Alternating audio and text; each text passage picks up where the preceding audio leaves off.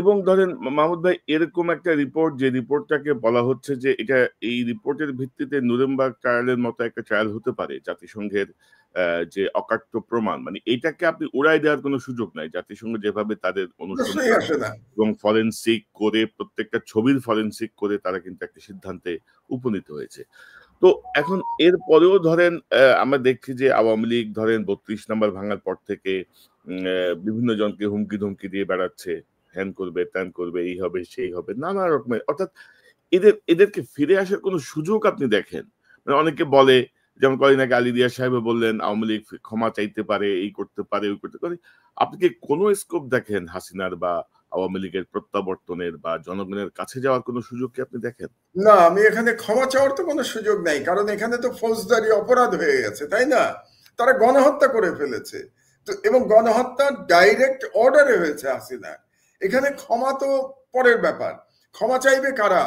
যারা সরাসরি গণহত্যার সাথে জড়িত ছিল না, কিন্তু আওয়ামী লীগ সমর্থক ছিল, কিংবা আওয়ামী লীগ হয়তো দল করত, তারা ক্ষমা চাইতে পারে যে আমাদের ভুল হয়েছিল যে আমরা আওয়ামী লীগ করেছিলাম। ক্ষমা চাওয়ার ধরনটা কিন্তু তাই হবে, তারা ক্ষমা চাইবে।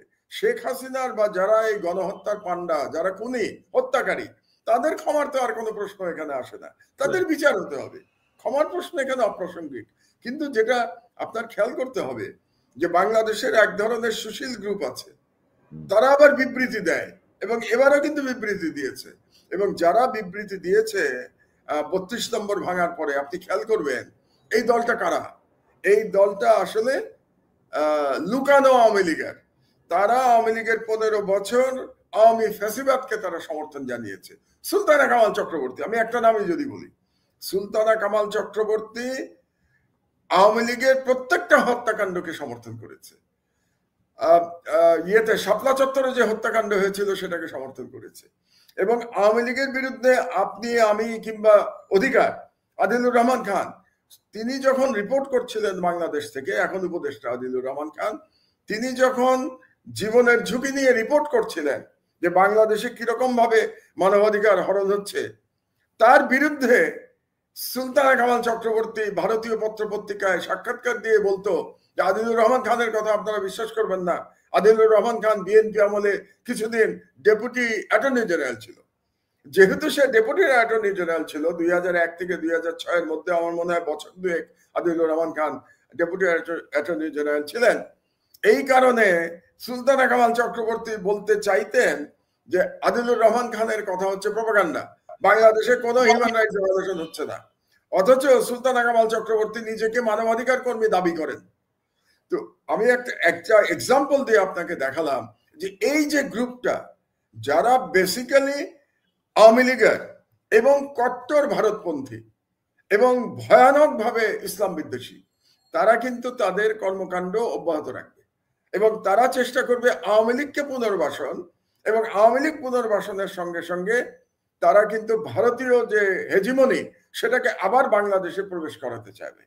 তো সেটার ব্যাপারে আমাদের সতর্ক থাকতে হবে, জনগণকে সতর্ক থাকতে হবে এবং এদেরকে চিহ্নিত করতে হবে। আমরা তো এবার হত্যাকারীদের চিহ্নিত করলাম, কিন্তু হত্যাকারীদের যারা সমর্থক ছিল 15 বছর ধরে, যারা এই ফ্যাসিবাদকে গড়ে উঠতে সহায়তা করেছে, সিভিল সোসাইটি বলেন, মিডিয়া বলেন, জুডিশিয়ারি বলেন, কি বলে, ব্যুরোক্রেসি বলেন, তাদের সবাইকে চিহ্নিত করতে হবে যে কারা 15 বছর ধরে এমন একটা ভয়ঙ্কর ফ্যাসিবাদ তৈরি হতে দিয়েছে বাংলাদেশে তাদের সমর্থনের কারণে, এবং তারা এই গণহত্যাকেও সমর্থন করেছে। আপনার মনে আছে যখন গণহত্যা চলছে, মানে জুলাই মাসে যখন শুরু হয়েছে গণহত্যা এবং অব্যাহতভাবে চলছে, তখনও কিন্তু এই গোষ্ঠী আওয়ামী লীগকে সমর্থন করেছে। কাজে এদেরকেও আপনার চিহ্নিত করা দরকার সামাজিকভাবে, এদের এক ধরনের সাজা হওয়া দরকার সামাজিকভাবে।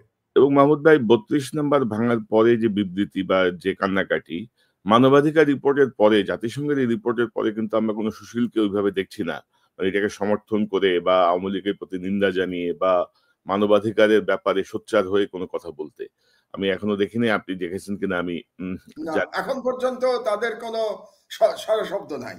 এবং যারা ৩২ নম্বর ভাঙা নিয়ে এত কান্নাকাটি করলো, আমরা যদি একটু অতীতে ফিরে যাই, যখন বেগম খালেদা জিয়ার বাড়ি, যেটা জিয়াউর রহমান প্রেসিডেন্ট জিয়ার বাড়ি ছিল ক্যান্টনমেন্টে, সেই বাড়ি যখন ভেঙে গুড়িয়ে দেওয়া হলো, এবং সেই বাড়িতে গুড়িয়ে দিল, এবং এটা একটা লিগ্যাল বাড়ি ছিল খালেদা জিয়ার, তখন এই শ্রেণীকে কিন্তু আমরা একটা শব্দ উচ্চারণ করতে দেখি নাই।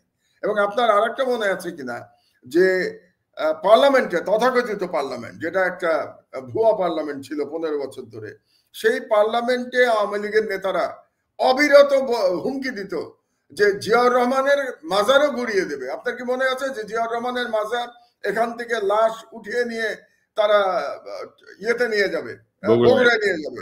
এই হুমকি কিন্তু প্রতিনিয়ত দেয়া হতো। তখনও এদের মুখে আমরা কখনো প্রতিবাদ শুনি নাই। কাজেই এদের এই প্রতিবাদটা আসলে আর কিছু না, এই প্রতিবাদটা হচ্ছে আওয়ামী লীগকে পুনর্বাসন করার জন্য। কারণ এরা আওয়ামী লীগের একটা অংশ, এই সুশীল শ্রেণী, এই সাংবাদিক শ্রেণী, এবং এরা আওয়ামী লীগকে সমর্থন করে এসছে, এবং এরা বেসিক্যালি দুর্নীতিবাজও। এরা যে শুধু মানে ফ্যাসিবাদের সমর্থক তাই না, এরা কিন্তু করাপ্ট সব, এই সাংবাদিকরাও সব করাপ্ট। এটা আমাদের মনে রাখতে হবে।